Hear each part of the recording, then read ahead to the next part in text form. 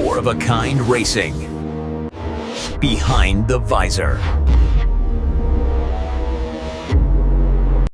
Going fucking flat out, full throttle, but trying to upload Zoom and gets down to Zoom is a completely different story. I just couldn't remember the bloody password. It's a long time since I used it. During COVID, probably the last time I used the damn thing. But that's it. Like that's how I went on to sign on and stuff like that, like to set up a new account, and the same thing was like you already have an account. I was like, oh fuck! I was like, I can't remember. How do you log into the bloody thing? I can't even remember. And then I tried to do a whole new password, put in the password saying you can't use the old password. I'm like, for fuck's sake. Use respect. Oh, stop, yeah. So come here. So yeah, that's just a quick thing before we get started. Yeah, so you're always just answering these type of questions and stuff. It's just more like, say, mental game, what you do like before a race and that type of stuff. Like if like you can open up now as much as you want if you ever had any, like, say, mental issues, or if you know anyone with autism, or ADHD or anything like that, like, Yeah, I wouldn't know anyone with autism now, and Yeah. ADHD. There are a couple of boys, but nothing major, like. Yeah. No, so that's basically the whole program. It's just basically awareness with it, and then also then just to see the mental aspect of the racing world. You know what I mean? That people don't get to see. Like this. Remember the time I was asking you that time on Facebook? There's not much out there until No, very little, yeah. Only up until your post that came up. There was nothing before that. Like I was like, fuck me. There's like an opportunity here to document everything and show people like. And there's stuff there now because I'm actually documenting it there for the last while of going for the classroom assessment, talking to yourself, finding out so many different things, talking to different people, and only for you have to really ask and dig. There's no information at all. Like, other than that supporters group, you'd find it very hard to get into motorsport in Ireland, racing and bike racing anyway. Without Stacey doing what she does, and well as she does it, like I would have known, I would have missed my first 3 races because I was listening to the sidecar lads, and the sidecars only do 6 rounds, not 9, so I would have missed 3 races.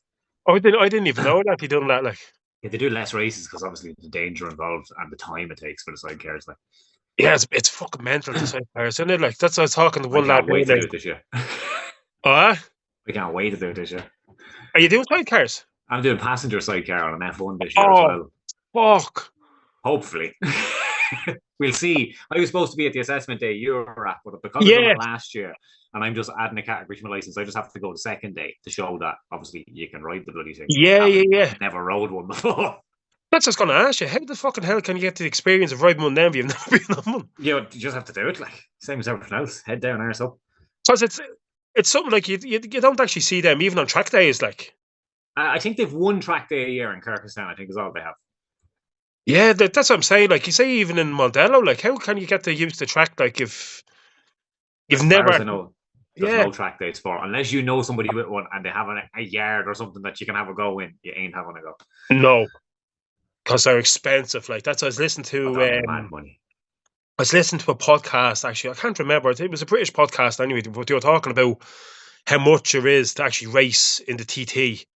Like, shocks, fucking, it's just mad money. Like, and then there's some famous builder or something like that he does all the tubular frames, you know what I mean? Because there's not many. I can't think of your man's name, but one of my mates, Anthony McDonald and Derek Lynch, they raced 46 here in Ireland, but they came 13th last year in the sidecar and the TT, or 2 years ago in the TT. Right. This year, between them, they're 38 grand into a hole before they've got to the TT, just getting the bike.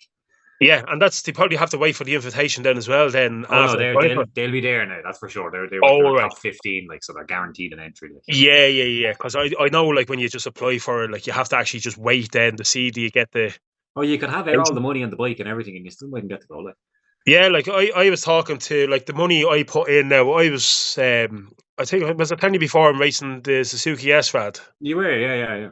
Yeah, but it's a fuel injection, right? So when I went and got the race number and I was asked then about the bike, and obviously I told him, right, and he turned and goes, right, you're going to be in the Super Sport Cup, whatever it was, right? And I was only on the phone earlier on, actually, to Fergus, who runs the whole Mondello Superbikes. Yeah. And he goes, what are you driving? And I was telling him, he goes, there's no class for you. Yeah, it's just you. I was like, what? And he's like, no, he goes, because with the Pacific, it can't go in the Classic because it's a 98. Classic only goes up to, I think he said 95. It can't go into pre-injection because it's a fuel injection. Yeah. If it's running fuel injection, it's going to have to go into the Superbike, which is above the 600, yeah. Above the 600s, but with that, then you have to change the dash to an uprated dash. Then it has to run a different ECU then so it can be programmed and managed.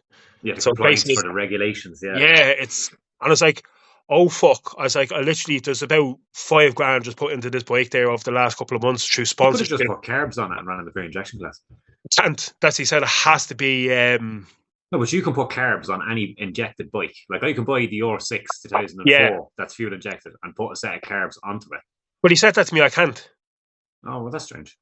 Yeah, he literally said that to me there only about an hour and a half ago. He said you can't do that because that's what he said. Lads I race against last year that are on 2004 or 6s and they're racing in pre-injection because they put carburetors onto the newer bike.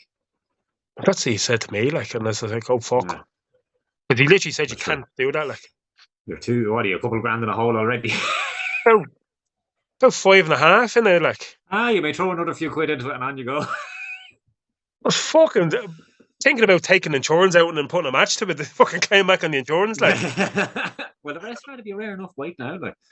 Oh, you know what? I'm actually sick. And then I was talking to a lad there. I was going to buy another S-Rad. The fella had an S-Rad 600 pre-injection up for sale there on the Facebook Marketplace. And I messaged him only there last week. I was just going to buy it as a backup. And I was getting it for good money. And I messaged him. He goes, yeah, 100%. I goes, right, I'll send you on the deposit. He goes, no need to worry. He goes, the bike could be there for you. Nice. Messaged him yesterday and he turned around and goes, yeah, bike's still there. I goes, right, perfect. I'll be down Saturday. And anyway, like I was buying it without even talking to Fergus, like, you know what I mean? I didn't know about the other bike. I was just buying another S-Rad just to have it there, like.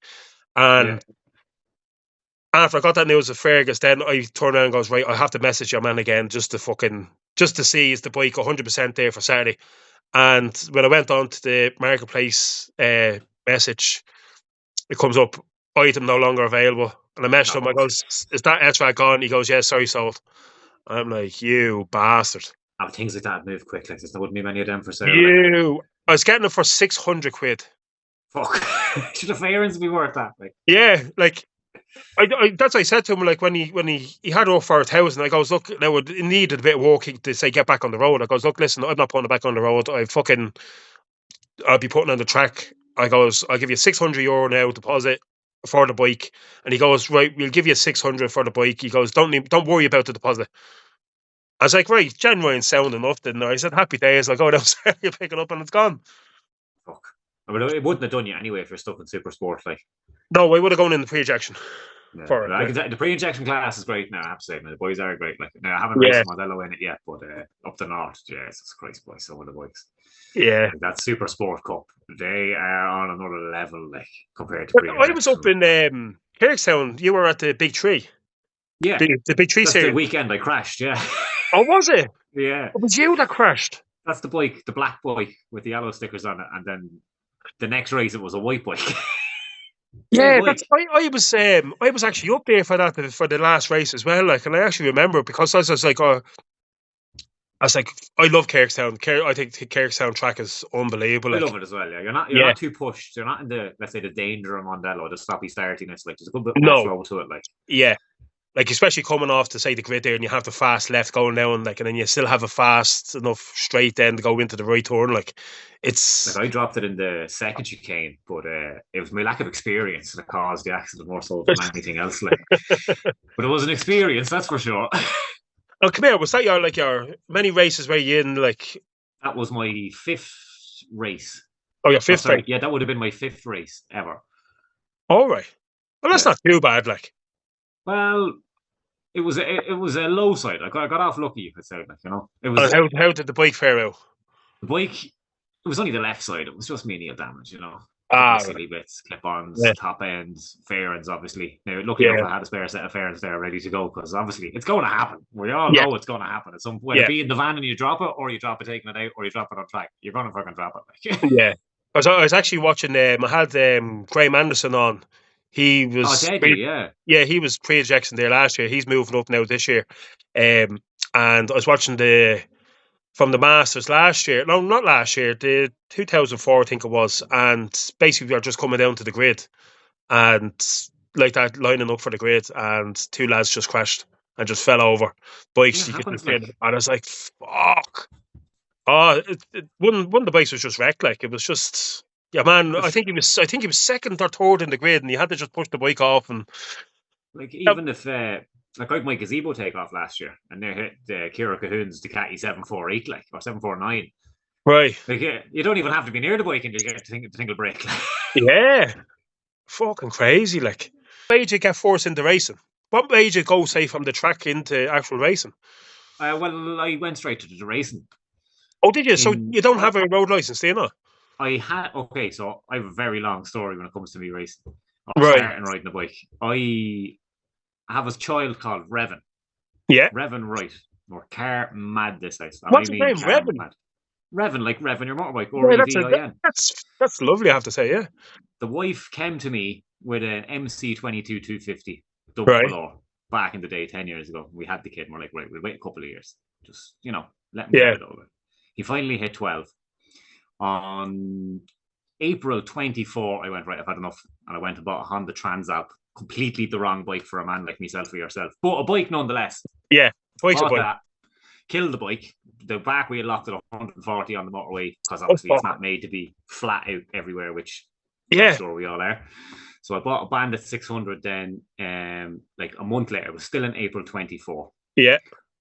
My mates, as I said, Anton McDonald and Derek Lynch raced the CT. And for years, I've just raced. I want to race. I want to race. I want to race. And at the time, I was building a Subaru rally car. Then I was like, right, the money, it's getting astronomical here then. We're looking at entry fees and tyres.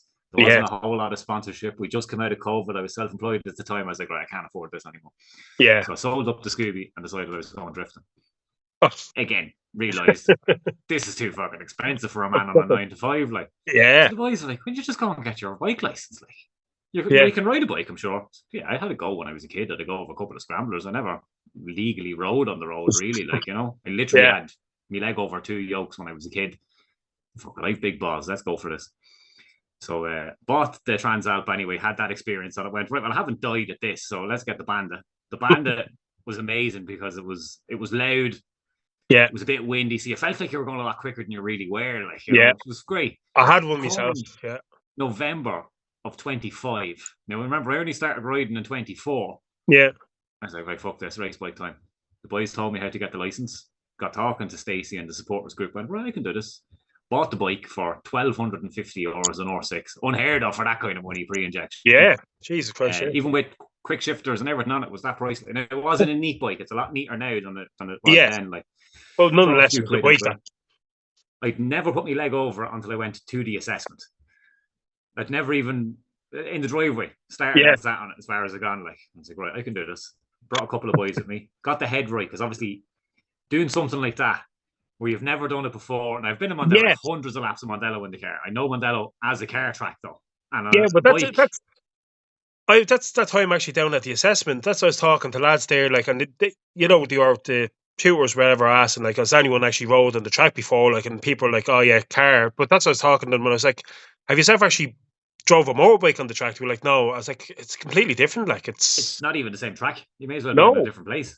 Yeah. Like your lines, like your corner speed, everything is completely different. Your point of view, from my perspective anyway, was completely different, because obviously I'm entering the corner far earlier on the bike than I would be at the car.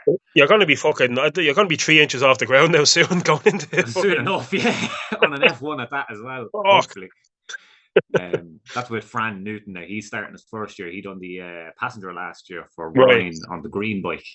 So he decided he's going to buy one. I was like, well, you need a passenger, like, maybe not for the whole season, but why not? Yeah. I went and done the assessment then. Obviously didn't die. But I like this. Let's go see what we can do. Now, I was very himmy high about going up to the north of USBK, because obviously we were expecting there to be Mondello last year.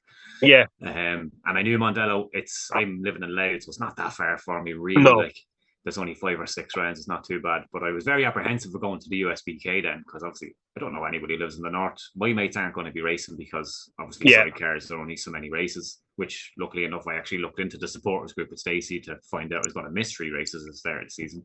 Yeah. And it just snowed. And I literally mean, took over my life from there. This house, it was always eat, sleep, cars, repeat. Now it's bike. Oh, that's the same here in the house. Yeah. It's crazy how much takes over your life. Like, even when you're in work, you're thinking bikes. What have I got to do with the bike? What will I do with the bike? I work in a motor factors. I work in top motor factors in Blanchardstown. I won't mention their name, they mightn't like it. But you're like getting the sponsor all day long, dealing with Priuses and all this. So I'm constantly surrounded by it. So it's constantly in my brain going, maybe this, maybe that. Like, even today, for instance, I need a sump gasket. I was like, I would buy paper. I'm like, it's a race bike. We don't want to mess around with a paper gasket. We'll do it properly and order the real one. Like, so being surrounded by it 24/7. Yeah. It literally is 24/7. You know yourself, everybody else knows the crack. What can I do this evening? And like, I'm sure you seen the weekend there, I was wrapping stuff just because. Well, that's actually going on to it. Like, that's I've seen now recently. You've that's what I'm saying. You start uploading stuff there, actually working on the bike. Yeah, so like last year, I'd be a very outward person. Like, I'd make an awful lot of videos to send, because we've our group chat, Motor Alliance, just of all of us, into the chat, and the boys are like, you need to be uploading this, because fair enough, I'm not a funny man. Yeah. To people, there's interest there, like, you know what I mean, into, right, this man doesn't know what he's doing. I've never built a wiring loom before, but we're going to make a wiring loom now for an R6, and I don't have an option because I'm not going to bloody buy one. No. I'd be fairly spanner handy though, you know, with the cars and all that. But the going from the road to the track is a massive step. I talked to a couple of lads last year that were going to be racing in pre-injection, and you are just crazy. You're mad. Just to go from nothing to I'm now racing. Yeah, all of a sudden, like, it's not like if you're going straight, say, like, I've been driving bikes since I'm 17 years of age, like, and I'm going 40 now in June. Like, basically all my life I've been driving bikes, like, so that's going, say, like, obviously I've done track days and stuff like that, like, you know what I mean, but the whole going from, say, the road to track the race is kind of like, is going like from a good step to an 6. But that's what I'm saying, like, going from nothing to track is, you know, it's not. It's a bit hard mad, to explain to somebody who doesn't do it what it's like, like, you know. Yeah. It's not like driving a car on track where it doesn't really matter if you put it into the wall. If you have a dent in the wing, it's not. If you put the bike into the wall, it's you that has the dent.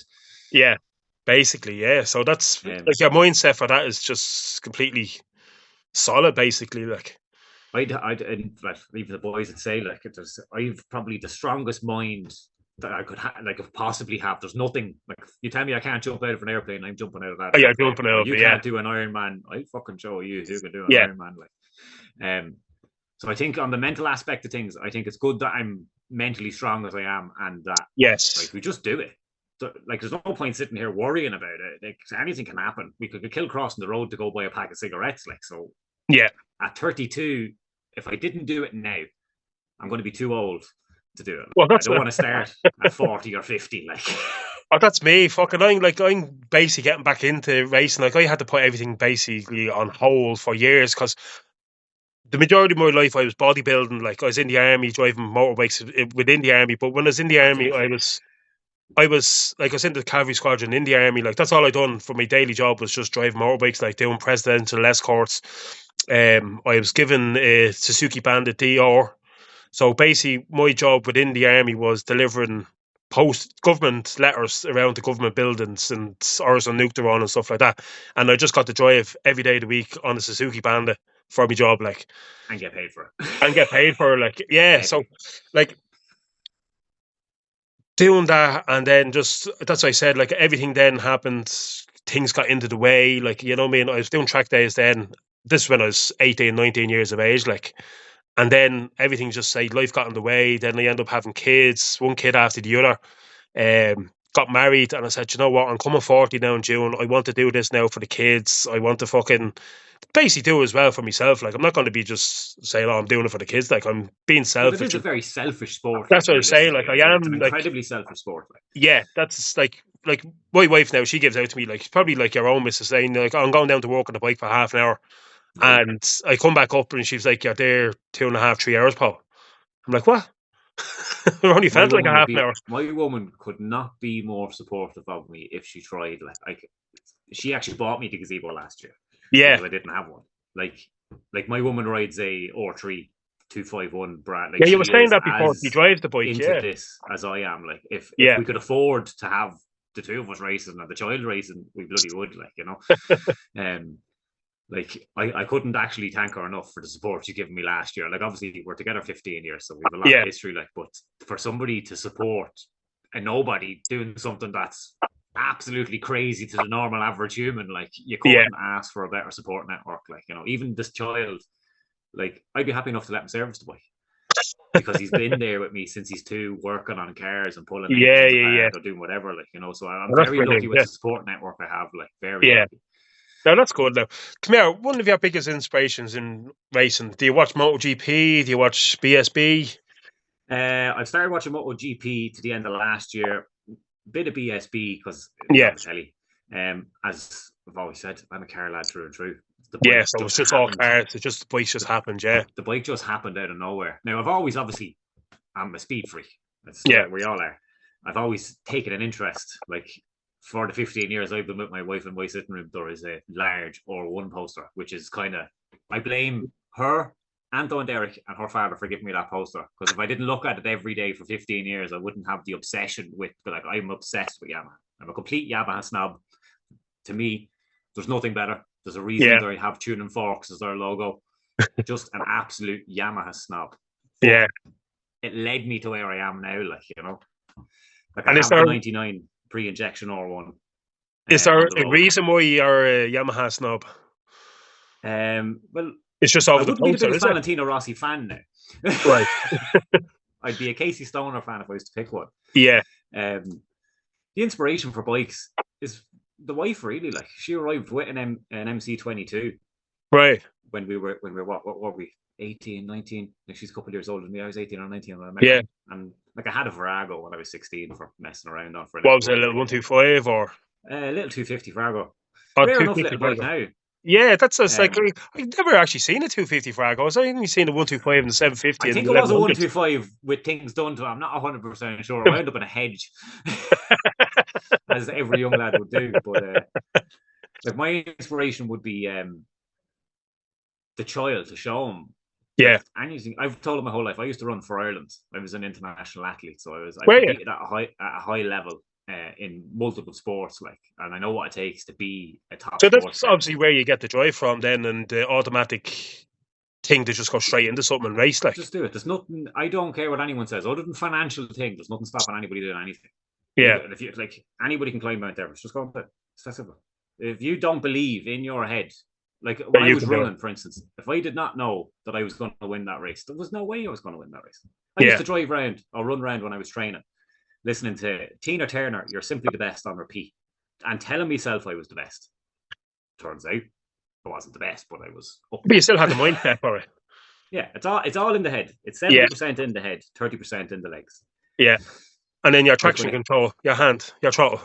There's very little of that now on a pre-injection. That is your traction. That's what I always say. Like, that's why the K5 1000 people to be asking me, like, "Oh, is that traction control on that?" I was like, no, it's just your hand. Like, that's the only thing you have there. Like, it's just, and what you do, if you any wheelie control, I was like, no. No, just sit on the back wheel and have fun. Just fucking try. Like, come here. So, what do you describe your, like, say, your riding style? Aggressive, smooth, technical? Or do you have, like, you feel like you have a riding style? On the road, I would consider myself fairly aggressive for road riding. Right. And that might be a lack of experience. It might be the fact that if an R1 and I'm fucking a man and there's an open road and we all do it, like. Yeah. On the track, I would consider myself very reserved as compared to every other walk in life, because I know that I'm not worried about hitting my bike or dropping my bike. What I'm worried about is, obviously, being a newcomer, you're not up to pace. And pace in the pre-injection class, level of rider in Ireland. Like, as I say to the boys about road riding, I'd be a fairly good road rider. I go to the track, I'm the top 3 on the track days in the intermediate group. You go to a race day, you get humbled very quickly. Oh, yeah. About what your standard of riding is. And, like, like I was getting lapped last year by the superbikes, or the superbikes and the super sport. Yeah. My worry all the time was that I would hit one of them and ruin their race. Not worry, fuck my bike. We'll fix my bike. Yeah. It's cheap. It's not the end of the world. But if I hit 30 grand or one or the Caddy or something, Up the arse, yeah, or you go out the line in the way, like. well, like as I said, like I was talking to a good few of the boys that were in that class that obviously in the first race, who the hell is this fella in an orange bib who's sitting on the apex half around the corner doing 40 miles an hour less than I'm doing? Like obviously there's a bit of danger involved there, but by the end of the year, they knew I was there. They knew they were going to meet me coming around. They knew I wasn't going to do anything stupid. Like I'm on the same racing line. I'm not going to give up the racing line. Make your way around me. It's not up to me to get out of your way. Yeah. In my head, when I'm on track, there's nothing else. It's like I described to the boys, it's like smoking crack. Just give it to me. I want that feeling all the time, every minute of the day. That's literally what I live for. Now. Obviously, your family and everything else, but that feeling of throwing the bike over, the wind, you can hear it, the movements, the smells, and then the 1000cc bike just goes by. Yeah. Because that's one of the things that I keep getting told. Like, I know the difference between driving on the road. Great, unbelievable. As you said, you put down the visor, that's it, just tunnel vision, and you can just drive as fast as you can, but within safety.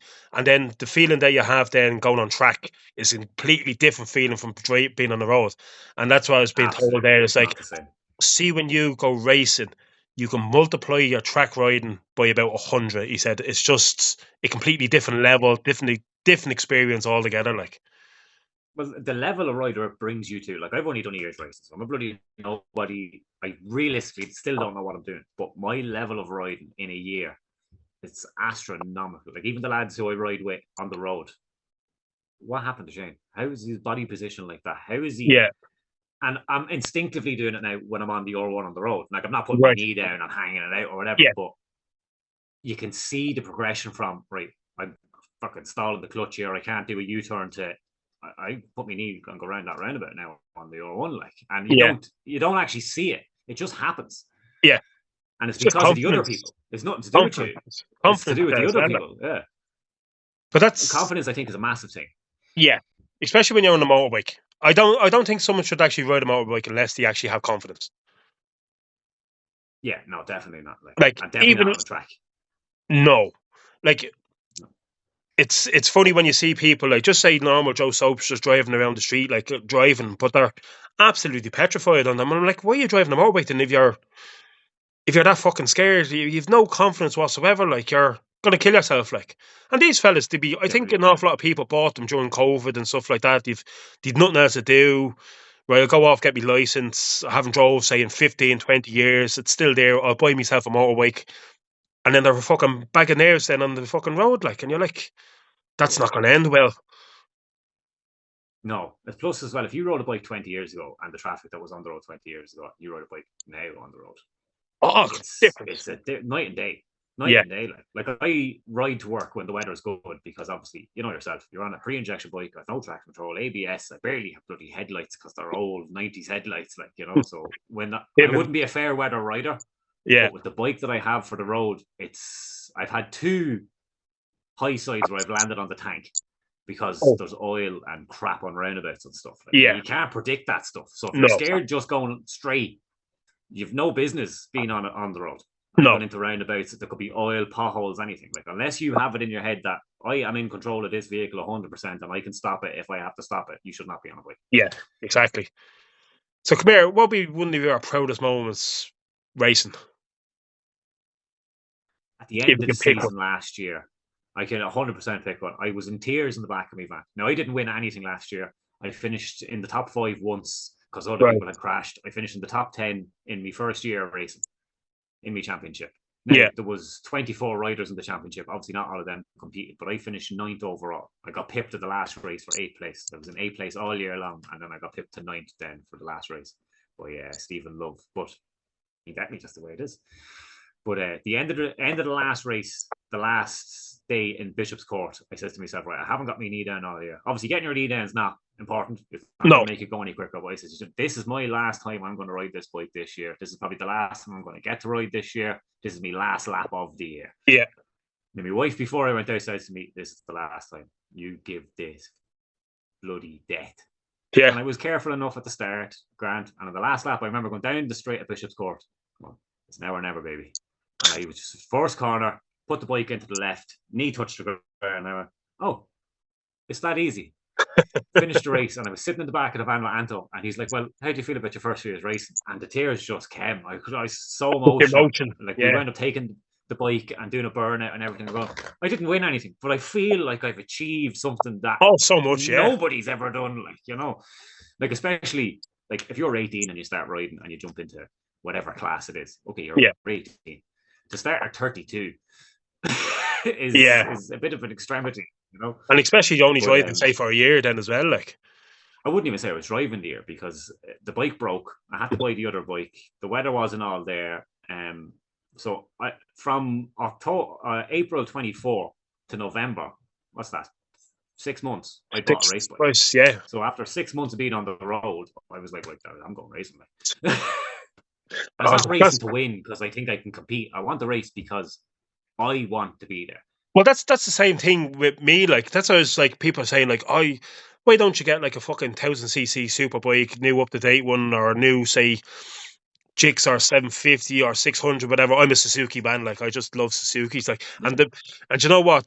One of the bikes I've never had is a Yamaha. I've never had a Yamaha. No way. I've had Kawasaki's. I've Kawasaki's. I've Hondas. I've fucking everything other than Yamaha. Like, no, I've nothing against them. Like, it's just they never came across me way. Now, don't get me wrong. I'd love a R1 pre-injection. Oh yeah, I can tell you they're a lovely bike now. Yeah, I just love the 99 one.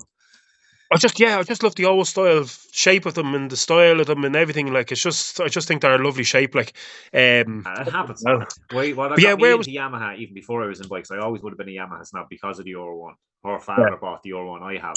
It's third. I'm the fourth owner of it. There was one owner of it, and he was a cyclist guy that goes with the cyclists. He bought it, then her brother bought it, then I bought it. So I had an affinity for this specific bike, like, and I had it on the wall for years then. But I'm going, what else is there out there? If somebody invented motorcycling now, it'd be banned. There's no bloody way in hell you'd be allowed to have it. And then there's no way in hell you're going to be allowed to have a bike with no traction control, no ABS. It's 1000cc bike, and there you go. There's a road, belt away. It's just, there's nothing left that I can see. Obviously, maybe a jet ski or jumping out of a plane or something crazy. There's nothing really left in this world that puts you in control of something that doesn't cost $6 fucking million like a Bugatti or something. Yeah, that you can do that on, like, you know. There's just I know, yeah. But come here. So just a quick one there as well. What do you do? I know you go out, say, walk, and I've seen you putting up posts and stuff like that, just like take the piss about eating fucking certain foods for keeping fit for now the up and coming season. So I've Crohn's disease. So for years I've had the worst diet possible because I've Crohn's disease, and I can't really eat anything mental, but I eat whatever I want. I have a real sweet tooth, so I would just live on. And then last year, obviously I'm getting a bit older, Crohn's are starting to get a bit bad or whatever. So I was like, right, this year I'm going to seriously do it. Now I know what it takes to train and be an athlete, but because I'd done it for so long at that level, I was sick of it. So for years I just didn't care, didn't look after myself. I smoked like a train. I wouldn't be one for drinking because of the Crohn's, luckily enough. Yeah. But I said, this year I'm not going to be able to afford to do this forever. I'm going to have to save up and get a mortgage. I'm going to have to do these things eventually. I'm 32 now, time's running out. So this year I decided, right, I'm going to start eating dairy for the vitamins. I'm going to start eating protein shakes. I'm going to start doing the exercises. My biggest problem on the bike last year was how stiff I am, because I'm like a stiff board. Yeah. I'm just really stiff. I had so many injuries over the years from running. So yoga was taken up this year. And I didn't think it would make any difference. But all the boys were like, yoga. Certain exercises. There's a coach I watch on Instagram called Matt Coaches. He's a rider like ourselves. He coaches lads riding. He does, I think, some of the upper superbike lads. I came across him on Instagram. So I got talking to him. He gave me a few pointers about what's specific for the bike. But even like the videos you're on about silly things where, like, I would never eat a yogurt. I bloody hate dairy. It's horrible. I have to suffer it every day now because I know, right, it's not going to make me any quicker on the bike. No. I'm the problem on the bike. My bike is capable of winning the championship with the right rider on it, but I'm not that rider yet. So the only way to get me there is to train. So the diet is a big thing when it comes to that. The energy is a big thing. Sleep, obviously, recovery, which before this year and last year with the biking, I wouldn't have cared about sleep. 4 hours will do me. So I'm only getting up and going to work and tipping away in a car. But the smallest things on the bike can make such a massive difference. Like, for instance, I had one of those fancy short clutch levers. You know, it looks cool. Like, turns out the stock R6 clutch lever is a smoother lever, which makes the initial go off the line. Like, it makes it easier without actually changing anything or spending any money. That one thing, it looks silly at having a stock lever, but that stock lever actually makes the bike slightly quicker and it makes it slightly easier for me to ride. It's crazy, isn't it? So it's all the silly stuff like that. Yeah. All the silly little stuff. You wouldn't think that eating a yogurt would make a big difference. But it does. Like, I feel stronger myself now from eating the yogurt and exercising that I wouldn't have done. But then it also gives you then the different mindset then as well, saying that, like, even if subconsciously in your head you'd be thinking, I'm eating this, it's going to make me healthier, which was like a placebo in the mind then as well, which will actually convert then to your mind, which you convert then into the track. As I say, it's not about trying to be healthy, because I'm not worried about being healthy. I'm 32 years old with Crohn's disease. I'm not going to live forever. It's about what I can do off the bike that's going to make me better on the bike. If you tell me swimming 100 miles this week is going to make me quicker on the bike this year, I'll swim 100 miles this week because it's going to get me quicker on the bike. Because, like, I'm not a rich man. Even if I bought, let's say, a 2016 R1 Superbike, I am not going to go any quicker around the racetrack because I'm the problem. It's not the bike. I'm the limiting factor on the bike. So buying a new bike or spending thousands of euro on the bike or carb jets or whatever, or timing advancers, which it all has, but doing them newer or better or spending more money on isn't going to make the bike any quicker. No. Technically, it will be on paper, but I'm not going to go any faster. Getting me into the position of being able to hang off the bike a bit more, being able to be more flexible, being able to move around on the bike is my limiting factor. Right. We're coming to the end, and I'm right. I think that 10-minute to 15-minute Q&A just went on a bit, out the window. It's actually going to end up quickly soon. Just one thing before we go. If you just finish off the sentence, life behind the Visor is amazing. Amazing.